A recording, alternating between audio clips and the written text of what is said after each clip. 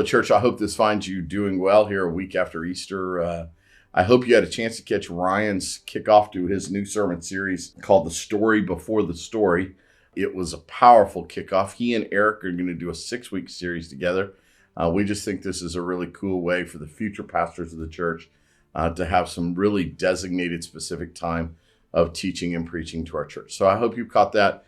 If not, go back and take a look at it, as it'll be helpful for the coming weeks. So we're in Colossians chapter 2, beginning in verse 9, and we pick it up, and this is what it says.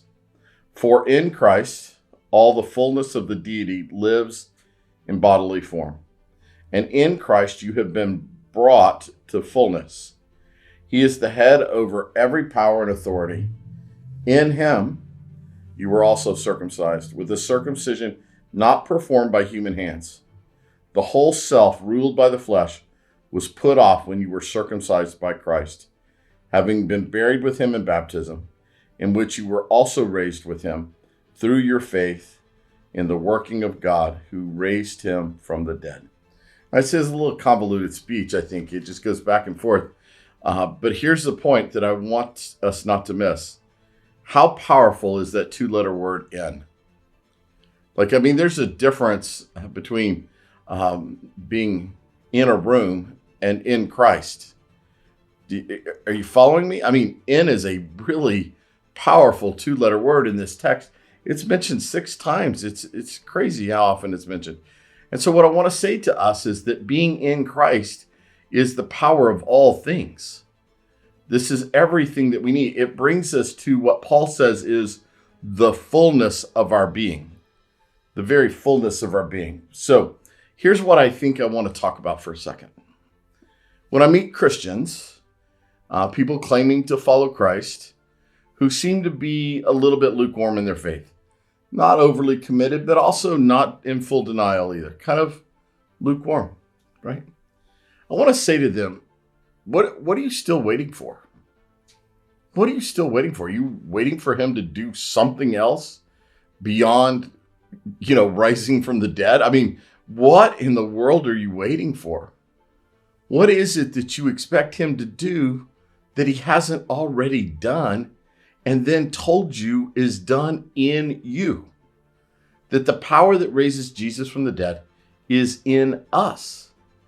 And yet we walk around like we're still waiting for him to do something. I'm telling you, it's done. It's finished. He has done everything that needs to be done. Now what are we going to do with that? Right? This is what this means. Right? God's done it all. What else do you need? Do you need more proof? You need more signs? You need more wonders? The truth of the matter is, no, you don't need any of those things. You need to begin to live in Christ and Christ in you. And when that happens, a whole new world opens up to the amazing things that are happening all around you. Right? So one of the things that occurs to me is that we see blessings in this world. Like when people want to talk about being blessed, we see blessings as either monetary rewards or things, stuff.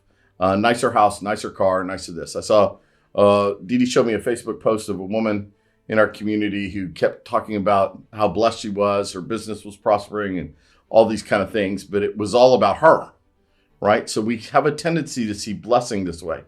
But biblical blessing is something else. Biblical blessing is when you learn to find contentment and joy. Contentment and joy, and maybe peace in everyday circumstances, right? This is what it looks like, right? So blessings look different. So when we talk about being in Christ, what are the blessings of that? Well, I have peace and I have joy and I have contentment in all things, in all circumstances. I just think I'm saying to us this morning is that God didn't die on a cross for you so that you could become rich. God died on a cross for you so you could be redeemed, so you could be made new in him. All right, so let me bring it all to a full conclusion with this circumcision thing. So circumcision was a sign, a covenantal sign of allegiance to God in the Old Testament. It gets carried to the New Testament. And part of what Paul is saying here is that you have not now been circumcised by human hands, that you have been circumcised literally by the raising of Christ in you. So what does that mean?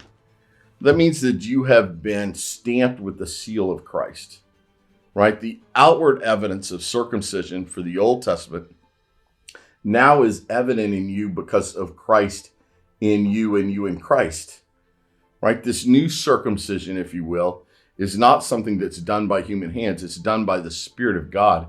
In other words, as you pass through a room, as you do certain things, people will look at you and go, there's something different about you. The Spirit of God dwells inside of you.